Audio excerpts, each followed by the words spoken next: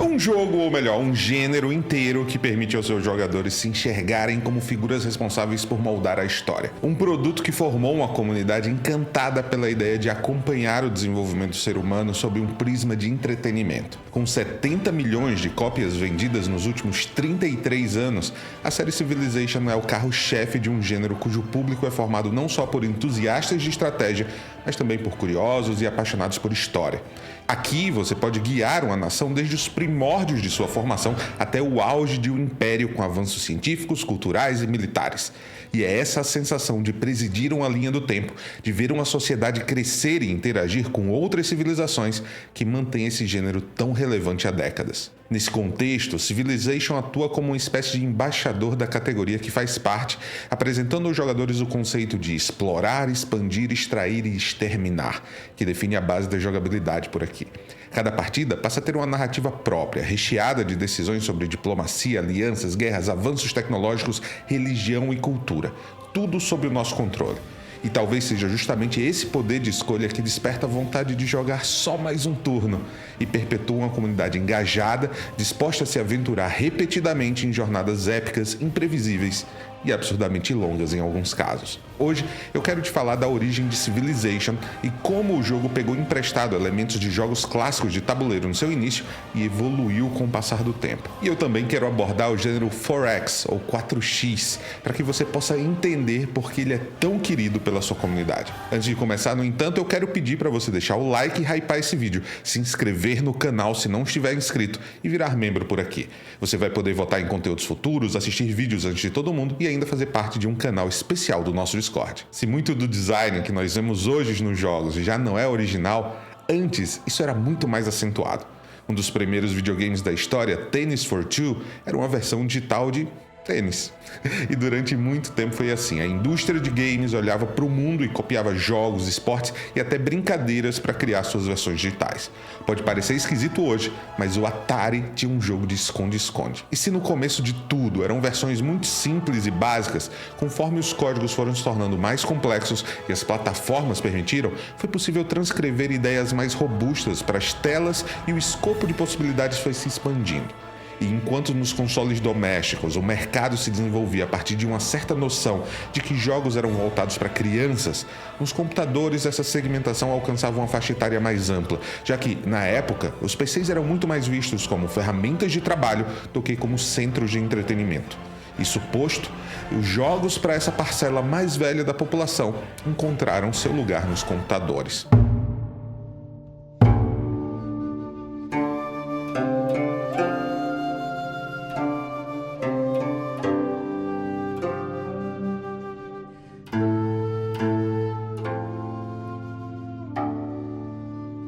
Dos gêneros mais presentes da plataforma eram simuladores, e ainda que naquela época a gente estivesse bem distante do realismo que a gente tem hoje, esses jogos, especialmente os de aviação, eram imensamente populares, e uma das empresas mais conhecidas nesse segmento foi a Microprose, fundada a partir da parceria entre Sid Meier, um programador, e Bill Steele, um ex-piloto militar. Ambos contam que a parceria surgiu depois de um encontro organizado por amigos em comum, em que Bill, de novo um ex-piloto, perdeu várias partidas para Meyer num simulador chamado Barão Vermelho. E ainda que Bill tivesse a experiência e a formação de pilotar aeronaves, Meyer, na realidade, conhecia o código do jogo e podia prever o que ia acontecer com uma certa facilidade. Então não foi um combate justo. Mas depois das partidas, o programador disse que seria capaz de fazer um jogo melhor que aquele em 2 meses se o piloto fosse capaz de vendê-lo. E assim, a parceria estava formada e a Microprose passou a existir. A partir da fundação da empresa, o Sid Meier tornou-se uma figura importante na indústria. E se inicialmente o foco estava nos simuladores de voo, em pouco tempo Meier começou a explorar outros conceitos que pudessem se beneficiar da capacidade de processamento dos PCs, e entre eles, jogos analógicos. Nos tabuleiros, desde os anos 70, já haviam board games com o rótulo de 4X, títulos que a estratégia nos quais a principal proposta da gameplay envolvia 4 ações. A primeira é explorar o mapa. Então, aqui, conforme o jogador começa, na maioria das vezes, ele tem pouca ou nenhuma informação sobre o mapa do jogo. Então, é muito crucial você enviar unidades de reconhecimento para descobrir territórios férteis, recursos valiosos e possíveis ameaças. A segunda ação aqui é expandir. Então, uma vez identificados os melhores locais no mapa, é preciso estabelecer novas cidades ou colônias. E a expansão territorial não é apenas uma forma de crescer em poder, mas também de garantir acesso a recursos estratégicos antes que seus rivais o façam. O terceiro X vem de extrair. Após conquistar ou descobrir territórios, o jogador deve utilizar os seus recursos de maneira eficiente, gerenciando economia, produção e desenvolvimento tecnológico. E é aqui que as decisões de governança e planejamento se tornam fundamentais. E por fim, temos o exterminar, o componente militar e de dominação. Em muitos jogos 4X, é quase inevitável você entrar em conflito com outras facções. E enquanto as mecânicas de combate possam variar, o objetivo de exterminar, ou pelo menos subjugar os rivais, costuma ser parte do processo de vitória, ainda que existam outras condições de sucesso, como vencer pela via diplomática, cultural ou científica. Esses elementos formam o esqueleto de praticamente todos os jogos 4X. E de novo, 4X, 4X é meio que um tema que abarca, por conta dessas 4 possibilidades, né? Explore, Expand, Exploit and Exterminate. E 4Axis também pode ser lido como 4 eixos, são os 4 pilares no qual esses jogos se desenvolvem. E dentro do segmento, o que difere uma franquia da outra são as ambientações, que podem ser de fantasia, ficção científica, podem envolver temas históricos, e a forma como o combate é resolvido, além da complexidade das árvores de tecnologia e das diferentes condições de vitória. Um dos primeiros jogos de tabuleiro desse gênero foi Stellar Conquest, um título lançado em 1974 que se passa no espaço, onde cada jogador controla uma civilização galáctica em expansão e explora sistemas estelares, coloniza planetas e combate frotas inimigas. Já em 1980, um designer chamado Francis Tresham lançou um jogo de tabuleiro intitulado Civilization. Aqui, os conceitos de evolução de civilizações e trocas comerciais foram evoluídos e, pela primeira vez, a gente viu a ideia de uma árvore de tecnologia ser implementada num desses jogos. Foi também durante os anos 80 que o mercado de jogos digitais estava cada vez mais maduro para experiências complexas que envolvessem planejamento, gerência de recursos e uma profunda interação com sistemas de regras. Foi nesse contexto que a ideia que daria origem à Civilization começou a se formar.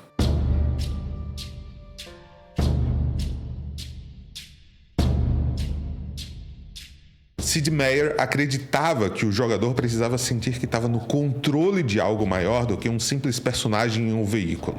E durante suas reflexões, ele se inspirou tanto em jogos de tabuleiro quanto na leitura de livros de história e decidiu que poderia criar um bom título eletrônico a partir do Civilization, o jogo de tabuleiro. A Microprose então foi atrás de fechar um acordo e licenciar o nome do jogo, que nesse momento era de posse de uma editora chamada Avalon Hill. Um fator fundamental para o sucesso de Civilization foi justamente essa ponte entre a complexidade dos wargames e a interface do computador, que era muito mais amigável e capaz de lidar com cálculos que, em papel, se tornariam muito cansativos. Quando Civilization chegou ao mercado, chamou a atenção pela profundidade mecânica, porque era um jogo de estratégia por turnos em que cada jogador fundava cidades, construía estruturas, administrava economia, pesquisava avanços tecnológicos, estabelecia diplomacia com outros líderes e, em caso de conflito, travava batalhas. Civilization trouxe a possibilidade de interagir com outras civilizações de forma pacífica, negociando territórios, trocando conhecimento ou assinando tratados de paz. Essa dimensão diplomática deu riqueza à experiência porque o jogador precisava equilibrar interesses políticos com ambições territoriais. Outro dos elementos mais marcantes da franquia, desde o início, é a árvore de tecnologia, que dá ao jogador uma sensação de progresso histórico real. Cada avanço tecnológico desbloqueia novos edifícios, unidades e até maravilhas do mundo, dando a ideia de uma evolução de uma sociedade primitiva para uma civilização moderna. Além disso, a forma como o jogador administra suas cidades, controlando produção, alimentação e a felicidade da população, torna cada sessão de jogo um exercício de planejamento urbano e estratégico. Então, uma má gestão desses recursos pode levar a revoltas e estagnação no desenvolvimento. Já a inclusão de construções únicas, como as pirâmides, o Coliseu, a Estátua da Liberdade, as famosas maravilhas, adicionavam uma camada de competição extra, porque construir uma dessas obras dava benefícios que eram muito relevantes relevantes e algumas vezes também vantagens únicas. Só que o tempo e os recursos gastos também poderiam dar espaço para outras civilizações se expandirem nas suas fronteiras enquanto você estava só construindo as muralhas da China. E assim, tem algo muito fascinante em construir do zero um império que se ergue e conquista o mundo ou o espaço. E o senso de progressão é um dos pilares mais fortes de qualquer jogo de estratégia. Ao longo de dezenas ou às vezes até centenas de turnos, o jogador precisa sentir que as suas escolhas moldam efetivamente a realidade virtual. E essa é uma forma de escapismo que, ao mesmo tempo, exige raciocínio lógico, planejamento e um senso de prioridade. Além disso, a narrativa que emerge dessas partidas muitas vezes é única para cada jogador. Talvez em uma sessão você consiga unir o globo pela diplomacia, enquanto em outra você acaba travando guerras intermináveis que vão levar à destruição mútua. Esse caráter emergente cativa o público porque cada história dentro de Civilization é muito pessoal e é muito imprevisível. O componente histórico, quando também está presente nos títulos do gênero, também atrai muitos fãs, que veem, por exemplo, em Civilization, uma oportunidade de aprender, mesmo que de forma um pouco romantizada, sobre diferentes culturas, invenções e conflitos do passado. É muito comum o interesse em descobrir as curiosidades de uma nação que esteja presente no jogo ou em compreender como certos eventos do mundo real foram adaptados para a mecânica de Civ. Lançado em 91, o sucesso do primeiro Civilization gerou uma sequência natural de continuações e expansões que a cada iteração acrescentaram novos sistemas e refinaram as mecânicas existentes. Em Civilization 2 nós tivemos melhorias gráficas, a introdução de mais civilizações jogáveis e uma expansão no foco na diplomacia e nas possibilidades de vitória. Além disso, o jogo também adicionou cenários históricos que permitiam ao jogador reviver períodos específicos, como a Segunda Guerra Mundial. Civilization 3 refinou o conceito de cultura, introduzindo a ideia de fronteiras culturais, algo que alterava substancialmente a forma como as civilizações expandiam e interagiam entre si. Elas poderiam agora converter culturalmente umas às outras caso esse império tivesse em declínio e sofresse uma influência cultural elevada. Civilization 4, por sua vez, reescreveu muitas das regras, restabelecendo uma base para religiões, que passaram a ser fatores importantes no relacionamento diplomático e na identidade cultural de cada civilização.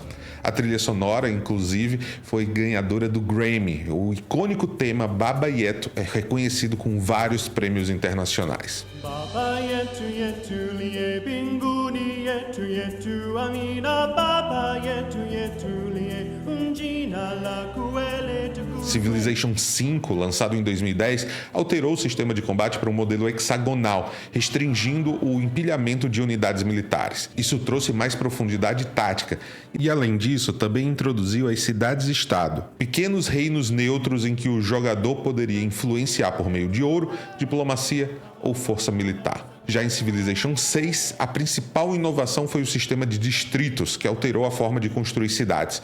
Agora, cada tipo de construção, seja científica, militar, cultural, passava a ocupar seu próprio espaço no mapa, valorizando o planejamento territorial. O jogo também expandiu as mecânicas de agenda e personalidade dos líderes, tornando mais dinâmico na esfera diplomática. Agora, em Civilization 7, a gente vai ter pela primeira vez uma separação entre cada uma das civilizações presentes no jogo e os líderes mais relevantes. Agora, por exemplo, você vai poder jogar com os Estados Unidos da América e ter como líder Gandhi, por exemplo. Isso é algo que não era possível nos jogos anteriores. E a cada nova versão, Civilization se mantém como um dos pilares do gênero 4X, sempre buscando equilibrar acessibilidade para novatos e profundidade para veteranos. Apesar de Civ ser o jogo mais conhecido do gênero, houveram vários outros títulos que contribuíram para que o conceito de 4X se estabelecesse como um dos mais amados pelos entusiastas de estratégia. Nós temos, por exemplo, Master of Orion, que foi desenvolvido também pela Microprose, mas com foco em ficção científica. Aqui o jogador controlava raças alienígenas, colonizava planetas e competia pelo domínio galáctico. Foi um precursor direto para muitos jogos espaciais que viriam depois. Já Alpha Centauri, de 99, foi liderado por Sid Meier depois de sua saída da Microprose. Nesse jogo, ele trouxe o conceito de levar a civilização para um outro planeta. Então, baseado na hipótese de que a humanidade deixaria a Terra para um mundo alienígena, o jogo apresentava facções com ideologias distintas, explorando temas filosóficos e ambientais com uma profundidade maior. Stellaris, da Paradox, ficou conhecido pela sua mistura de elementos tradicionais de 4X com um outro segmento desses jogos de estratégia chamado de Grand Strategy, que provavelmente você vai reconhecer em jogos como Europa Universalis e Crusader Kings. Stellaris deu ênfase à exploração de eventos narrativos no universo, assim como também a política interna dos impérios. Já Endless Legend e Endless Space, da Amplitude Studios, trouxeram uma abordagem estética e de design mais inovadora, com facções assimétricas e mecânicas exclusivas, ainda assim mantendo o cerne do 4X com um ar de renovação. Esses jogos ajudaram a consolidar o mercado desse gênero, mostrando que havia espaço tanto para variações temáticas quanto para inovações mecânicas, sem perder a essência de exploração e expansão.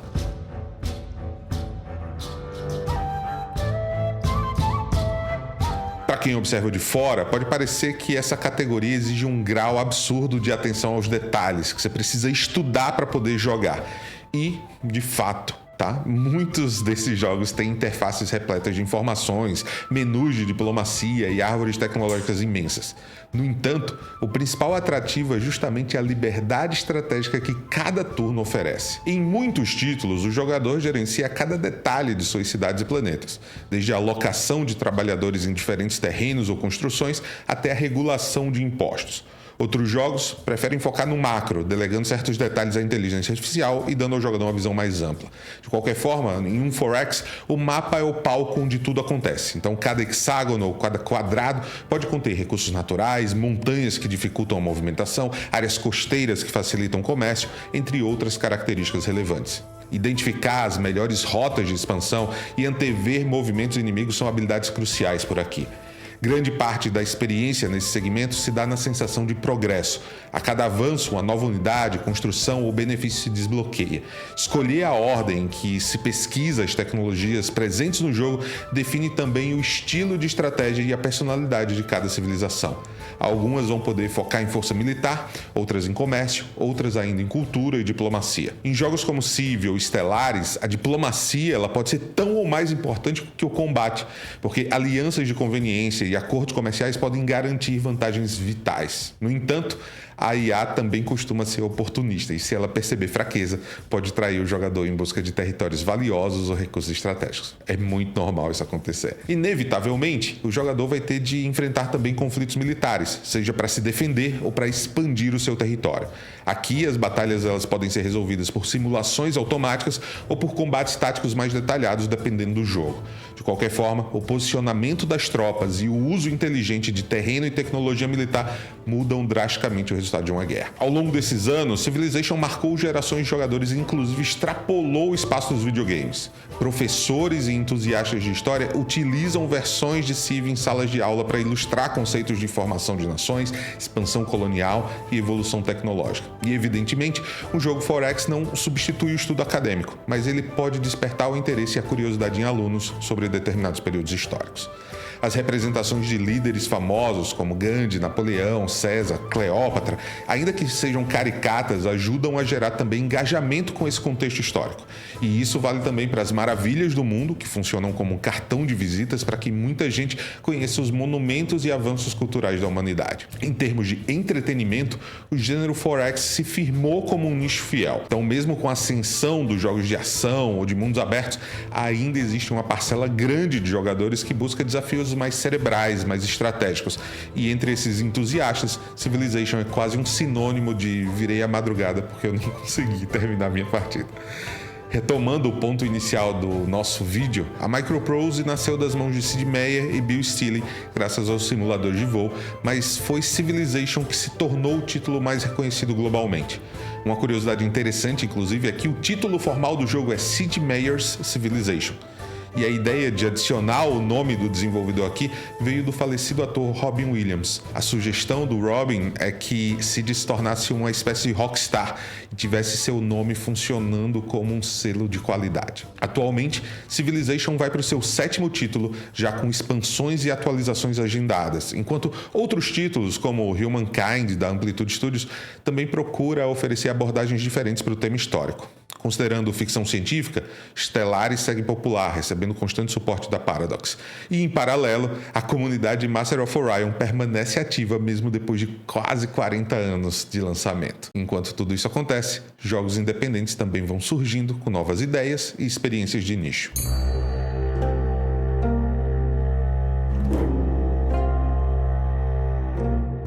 A trajetória dos jogos 4X, com Civilization como principal bandeira, mostra como o mundo dos videogames evoluiu de simples recriações de brincadeiras infantis ou esportes para experiências ricas em estratégia, narrativa e complexidade sistêmica. Civilization não só redefiniu o que era possível na indústria dos jogos de computador, mas também abriu caminho para o surgimento de várias outras franquias que se inspiraram em seus conceitos básicos. O fascínio do gênero está em nos colocar na pele de um grande líder, de alguém responsável pelo destino de povos, planetas ou impérios inteiros. Então, cada decisão, seja ela diplomática, tecnológica ou militar, pode mudar drasticamente o rumo do jogo, criando histórias únicas que se desenrolam a cada turno. Seja no controle de civilizações antigas, de raças alienígenas ou de reinos mágicos, esses jogos ainda proporcionam o mesmo sentimento que o Civilization despertou pela primeira vez em 1991. A empolgação de construir algo grandioso, a tensão de enfrentar desafios estratégicos e a alegria de ver o nosso império florescer ou ser destruído diante dos nossos olhos. E enquanto houver jogadores ávidos por pensar a longo prazo, planejar e tecer narrativas próprias, esse gênero vai continuar vivo e pulsante, inovando e se adaptando às novas tecnologias e tendências que surgirem. Afinal, é essa vontade de moldar o mundo, seja ele real ou virtual, que faz do 4X um gênero atemporal. Eu espero que você tenha gostado do conteúdo. Deixa nos comentários qual é a sua experiência com Civilization ou com o gênero e já assiste esse próximo vídeo aqui.